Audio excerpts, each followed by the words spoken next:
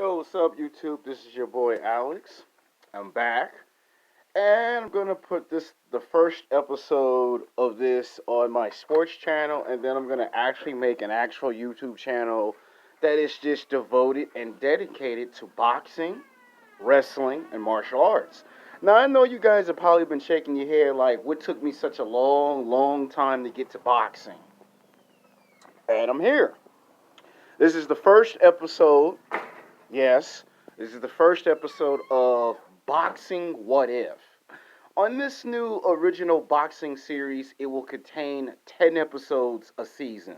So this is season 1, the first episode. The season premieres today on a Monday, surprisingly. And this will contain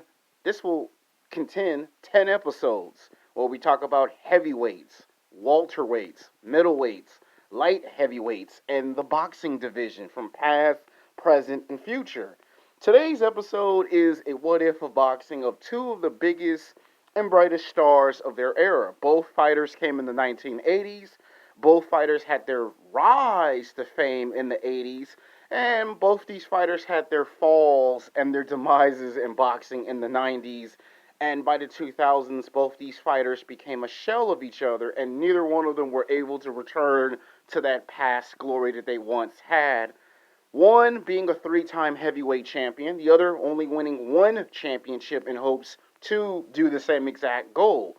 Both fighters have a lot in common, and both fighters actually fought Lennox Lewis. And you'll be shocked. Some of you will probably already know who I'm referring to when I mention these two names. But these two fighters did come in the 80s. I was born in the 80s, and I were fans of both these heavyweights.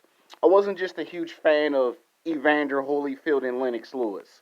Those were just two heavyweights that I liked. But these two heavyweights were guys that when you got in the ring, hold on, every time I do a video, somebody wants to call and blow up my phone.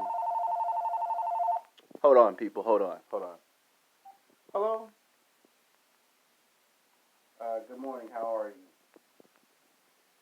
Yes.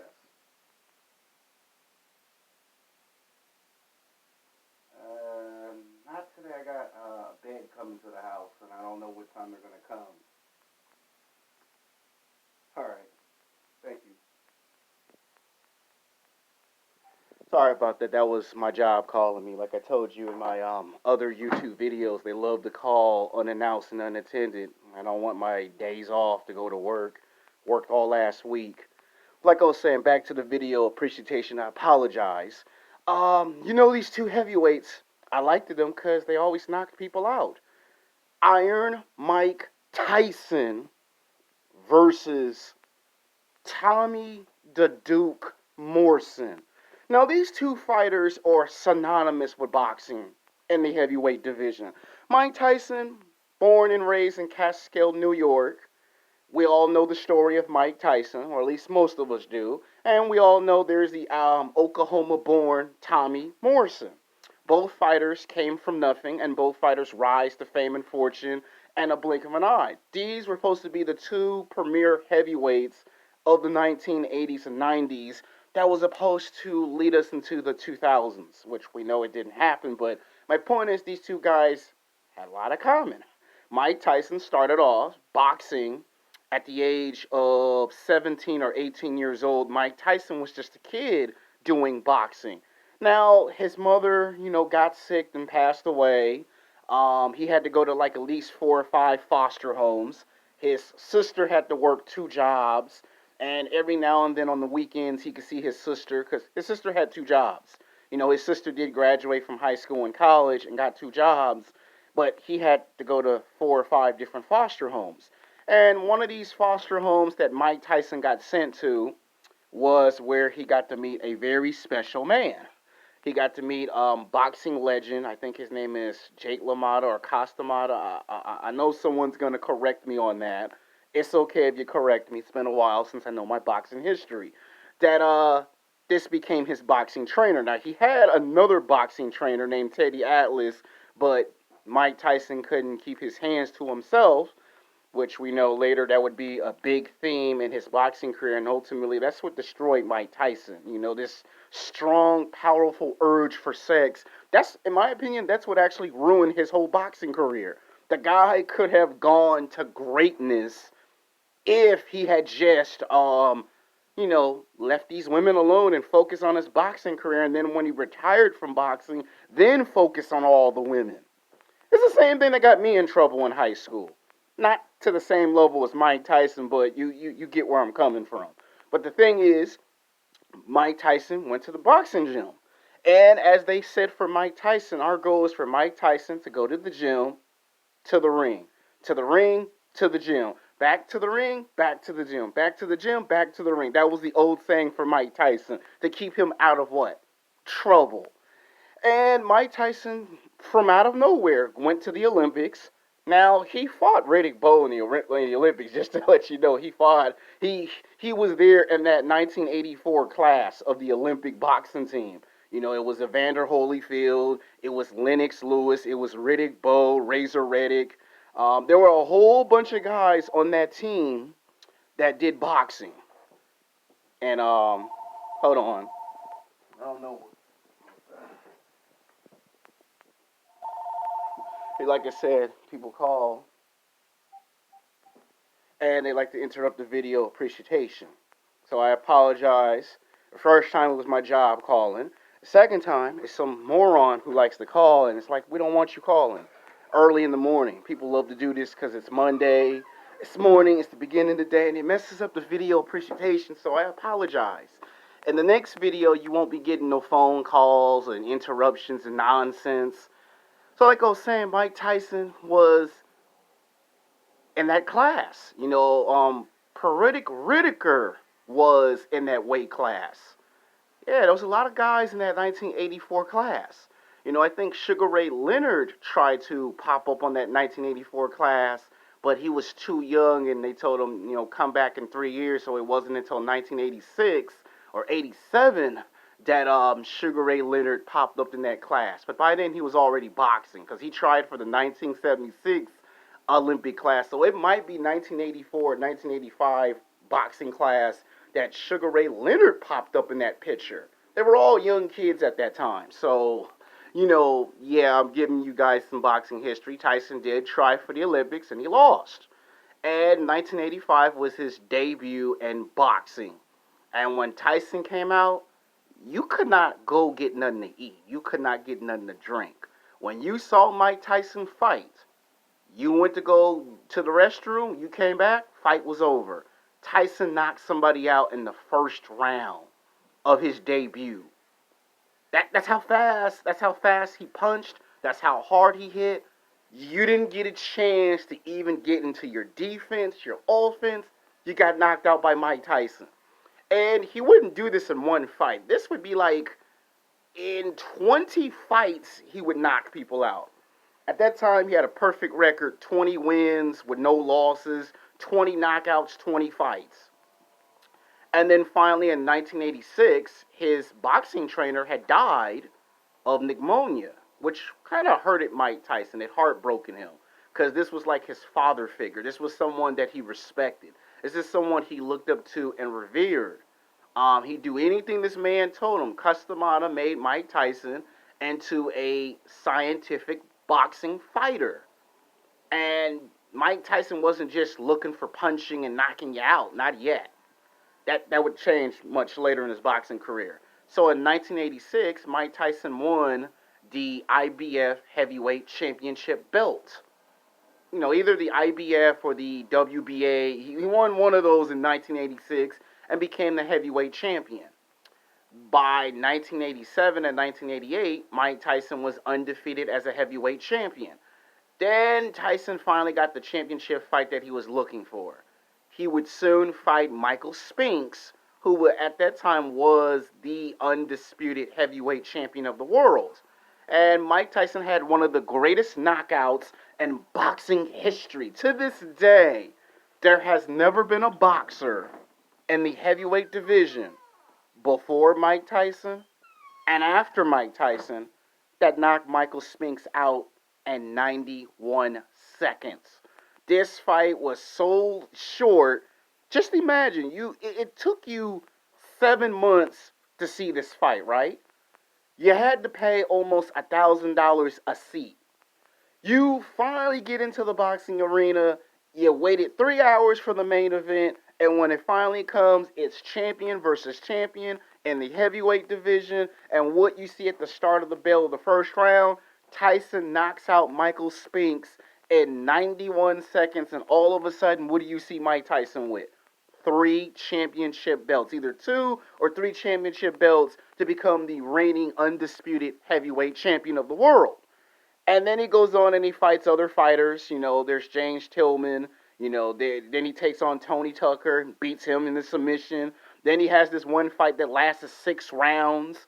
And then we finally started getting the Michael Buffer calling Mike Tyson fights. Thanks to Don King and Donald Trump, we get Michael Buffer, who's by far the greatest ring announcer in boxing history, coming in from Catskill, New York, with black trim, 5'10", 220 pounds. He is the reigning, undisputed heavyweight champion of the world, Iron Mike Tyson.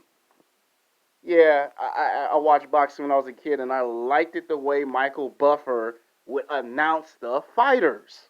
I just like it. So I done the videos, the makeup for the phone calls 10 minutes ago. So some of y'all like it, some of y'all will hate it, some of you will thumbs it up, some of you will thumbs it down.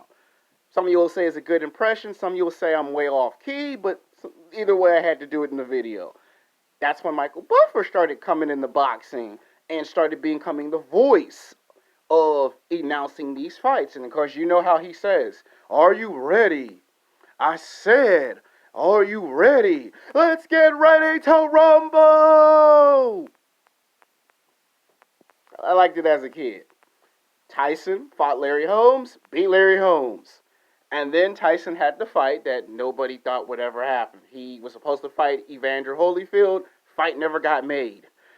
Instead, he ended up fighting a guy in Tokyo, beat him, and then 4 months later comes back to Tokyo, Japan, and who does he fight? James Buster Douglas. And gets knocked out in 10 rounds and loses the undisputed championship belts to a guy that everyone called in boxing the nice guy of boxing. And it was a shock to see a guy lose the championship belt. He had 7 championship title defenses, and he was undefeated even as a heavyweight. This is when Tyson's style of being a scientific fighter changed from being scientific to being a headhunter. In boxing, it's a political term in boxing. When we say headhunter, because I'm a street fighter, a martial arts expert, and I got 14 years of experience of being a martial artist and a street fighter, when they say the word headhunter, they mean you just are looking for a punch. You just want to hit someone with a punch. You're not trying to finish the fight. You just want to hit somebody so you can end the fight as quick as possible. Tyson started changing his style. Don King wanted the style of his fighting to be changed for entertainment purposes. So Tyson was just now in the ring to just knock people out, and that was considered entertainment. Instead of being the scientific fighter that Tyson was that made him heavyweight champion, now he changed his style up to be a headhunter. And that's how come he lost to James Buster Douglas. He didn't train for the fight. Here's Douglas that's training for 8 weeks, and here's Mike Tyson playing around for 8 weeks. Alcohol, drugs, prostitutes, and James Douglas is going to the gym for 8 weeks training for this fight. Everyone thought Tyson was going to win the heavyweight championship belt, retain it, and knock Buster Douglas out in Tokyo of 1990, and we saw the opposite. Tyson was never the same after that. The guy was no longer the same Mike Tyson after that fight. Yeah, he had a fight after that, and he won the fight after that, but he weren't the same. And then he got hit with a sexual assault rape charge, and then went to jail in Indiana for 5 years. And that's how come we never got Tyson versus Evander Holyfield. Of course, we know Evander took the belt from Buster James Douglas in 3 rounds, and we never got that fight. While Tyson was in jail, the heavyweight division now had a problem.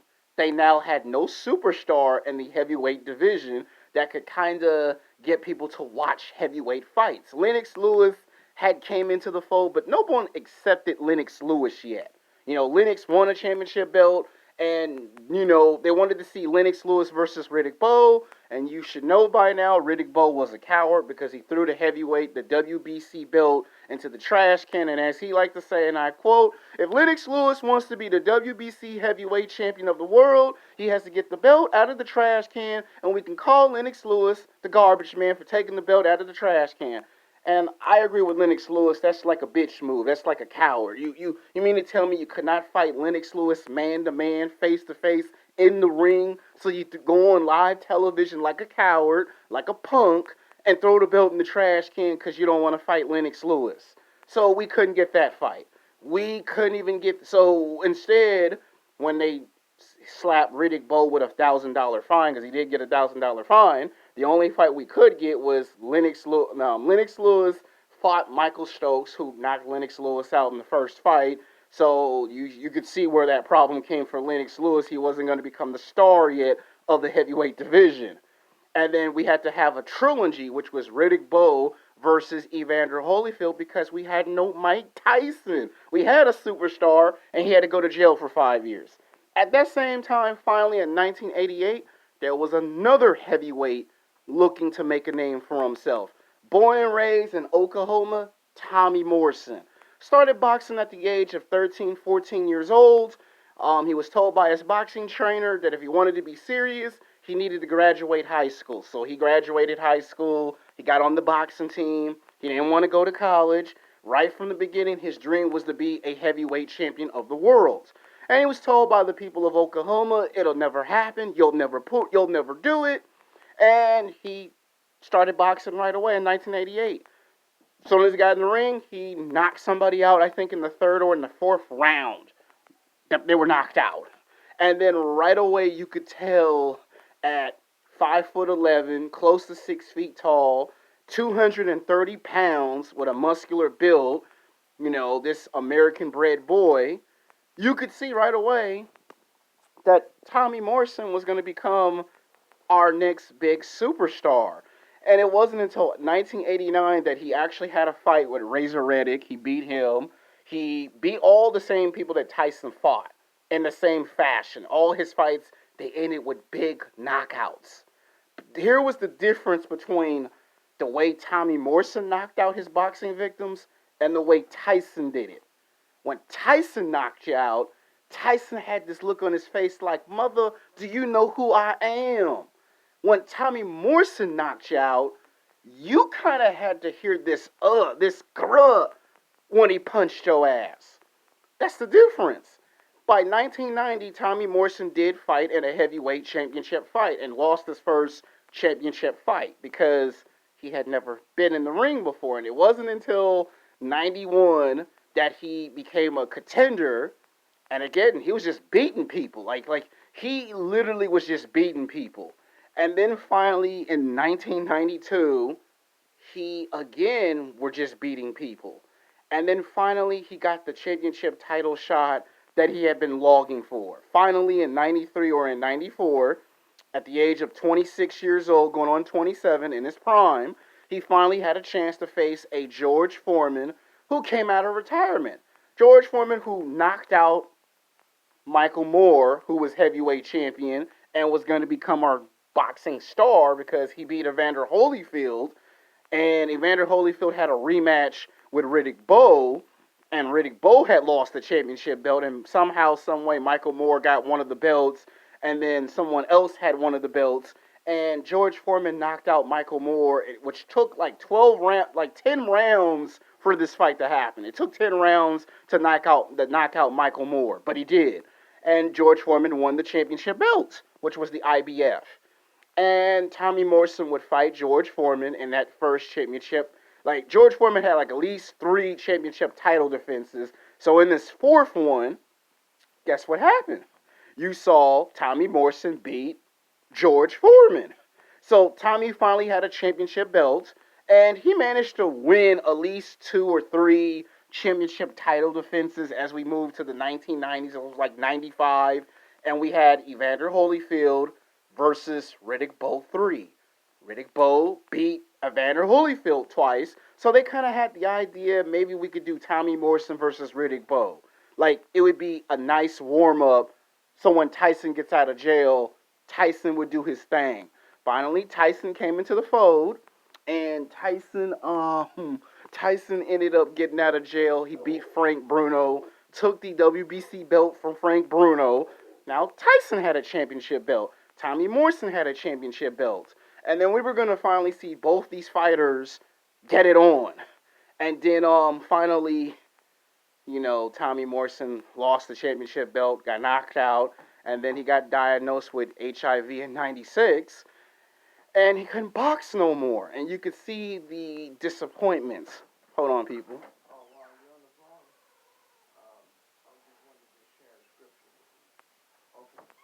So he got hit with HIV, and it ruined his boxing career. Like, Tommy Morrison wasn't the same. I mean, he lost at the 3 or 4 championship title defenses. He lost the championship belt. They scrapped the idea of Riddick Bowe versus Tommy Morrison. They scrapped the idea of Tommy Morrison versus Evander Holyfield, and it was like 97, 98. They tried to keep his HIV thing a secret, and that's how he got to have a fight with Lennox Lewis. And he lost to Lennox Lewis. He got knocked out by Lennox Lewis. Once Lennox Lewis knocked him out, you could see Tommy Morrison was not only past his prime, you could see that the guy that we saw in the 80s and the early 90s, he just wasn't the same Tommy Morrison. There wasn't no power in his punches. You could see his legs were shaky. You could see that because he took antibiotic steroids, which I wish he had not taken, because he already had natural power. He already had natural punching power to knock you out. He took the antibiotics to get bigger and stronger, and that came from the movie Rocky V. And even Sylvester Stallone told him behind the scenes, I don't think you need to take steroids. You're already big and strong as it is. And he didn't want to listen to Sylvester Stallone. And Sylvester Stallone told him, you're going to ruin your boxing career. And you see what it done. You see what it ultimately led to. It led to him losing. Well, after he got knocked out by Lennox Lewis, when we got to 99 and 2000, he took a break from boxing. By 2001, the rumors came out that he had been diagnosed with HIV. He tried to get a boxing license and he got denied. And by 2002 and 2003, all he could do was just train and do boxing expeditions that were non televised fights. And that turned out that was just a rumor. He was trying to get back into boxing in the 2000s, and they just would not deny it. By this difficult period, Mike Tyson had become a 3-time heavyweight champion in boxing, and Tyson hadn't gotten any better when he got out of jail. Starting with 96, 95 is when Tyson got released, which is strange and ironic, because the same year Tyson got out of jail in 1995, that's the same year Tupac got out of jail. And in 96, you should know, he beat up Frank Bruno, became a 2-time heavyweight champion, and Tupac was at that fight, and they were shaking hands, hugging each other, talking about how they were glad to get out of jail the same year. And we all know Tupac got gunned down in '96, which was tragic. And that was the year Tyson had a fight with Evander Holyfield. And Evander Holyfield knocked out Tyson in 11 rounds. And Tyson lost the championship belt to Evander Holyfield. Rematch, March 1997. Evander Holyfield beat up Mike Tyson for 3 rounds, and we saw Tyson do something in boxing history that was not being an entertainer or a scientific fighter. He went off and bit both of Evander Holyfield's ears. And I was like, that's not the Mike Tyson I remember growing up watching as a fighter. And by 98, we saw him knock a tall white guy out that was already knocked out.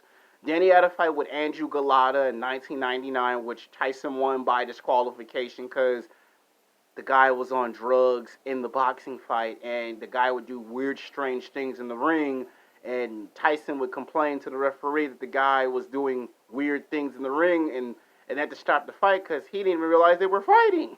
That's how bad that fight was. And then by 2000, Tyson fought another guy that had got released from jail, which Tyson happened to win that fight. By 2001, they were going to finally do Tyson versus Lennox Lewis. By this time, Lennox Lewis was a three-time heavyweight champion and was now the reigning undisputed heavyweight champion of the world. Lennox Lewis had all three championship belts. Lennox Lewis has been boxing for 15, 16 years. Lennox Lewis was now a superstar. Lennox Lewis had fought all the other guys and beaten all the other guys. And now there was one person on Lennox Lewis' resume that he hadn't fought, Tyson. And they couldn't get the fight started because Tyson had to fight one more person, which he did. And Tyson won the fight. They'll become number one contender. And finally, in 2002, this fight finally kicked off. And this fight was brutal. Like, I would say the first 4 rounds, Tyson returned to the old Tyson that we hadn't seen. And then, Lennox Lewis knocked Mike Tyson out and retained all 3 belts. And you could just see the writing was on the wall. This was no longer the Tyson of the 80s. This wasn't the Mike Tyson of the 90s. We were now in the 2000s. And you could see this just was not a Mike Tyson that anyone expected. And by 2005, Tyson had his last fight and quit on the stool, which shocked everyone when he said, "I'm not an animal anymore." And you could see that all the years build up to this one moment. Tyson was no longer Tyson. Now, the what if is, what if Tommy and Mike Tyson had fought in their prime? I would probably say between 1990, had it not been James Buster Douglas, had it been Tommy that fought Mike Tyson, and had Tyson had someone of his old administration that got him to train the way he normally would have fought. Now, when Tyson got out of jail and won a championship belt, and Tommy Morrison won a championship belt, because Tommy Morrison won a belt from George Foreman in '94, and he had 3 or 4 championship title defenses as champion. And Tyson had just won a belt back from Frank Bruno in '95 going into '96. And at that point, I would honestly say, had they done the fight in '95 or '96, had they done Tyson versus Tommy Morrison, the first fight, I think Tyson probably would have won because it would have been the first fight. And Tommy most definitely would have won a rematch. Tommy would have won the rematch. So you would have got a Tyson versus Tommy Morrison part 1 and part 2. By the time Evander said, "Hey, I want to fight Tyson," it would have went like this. It would have went, whoever won the third and final fight would have fought Evander Holyfield. Eventually, you would have got probably something like, eventually you would have got Mike Tyson versus Evander Holyfield anyway, but he would have had to fight Tommy Morrison twice. Because you got to consider that that would have been the chance for Tommy to prove that he's a superstar. Now, if Tommy won the first fight, it would have been because he was unstoppable his first 5 or 6 years in the heavyweight division. If there was a third fight, if these two had ever fought in an altering timeline, like let's say Tyson never went to jail, and let's say Tommy Morrison never got HIV, and let's say these two were supposed to fight in '95, '96, but instead they end up fighting in '99, 2000. Well, at that point, it's Tommy Morrison, because Tommy Morrison would have still been in his prime. Tyson, by the time he approached 2001, 2002, Mike Tyson was way past his prime, because Tyson started his boxing career in 1985, and by 1990, you can see that was the end of him in his prime. He fought in the 90s going into the 2000s, but by the time we get to the 2000s, he would have been far removed from his physical prime. And it would have just been performance enhancement drugs keeping him in shape. Tommy would have still been in his prime because Tommy started his boxing career the late 80s, early 90s, and by the time we got to the 2000s, Tommy Morrison would have been maybe 3 years away from not being in his prime, but would still be good enough to still win the fight. Worst case scenario, it ends in a tie, their first fight. And then someone would have to win the second fight. And then you probably would never get Evander Holyfield versus Tyson if it led into the 2000s. You probably would have ended up seeing Evander Holyfield fight Lennox Lewis 3 times, or someone else for that matter. And then it would have been Lennox Lewis fighting Tyson or Tommy Morrison at that point, which we already saw Tommy Morrison fight Lennox Lewis, and if they fought a second time, Lennox would have won again. At that point, you would have had a Klitschko come in there when Lennox retired. So there's a lot of possibilities on why these two could have fought and why these two will go down in history as never facing each other when they were both champions around the same time of the 1990s. Alright, this video lasted a little bit longer than it was because we have all these interruptions. I promise you the next video ain't going to be no 30 minutes. Next time on What If on Boxing.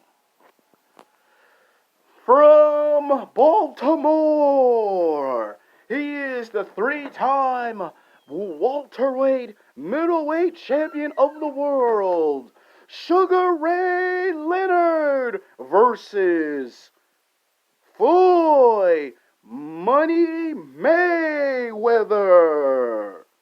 Next time on What If Boxing, Sugar Ray Leonard in his prime versus Floyd Mayweather in his prime. I guarantee you that will be a better video than this one.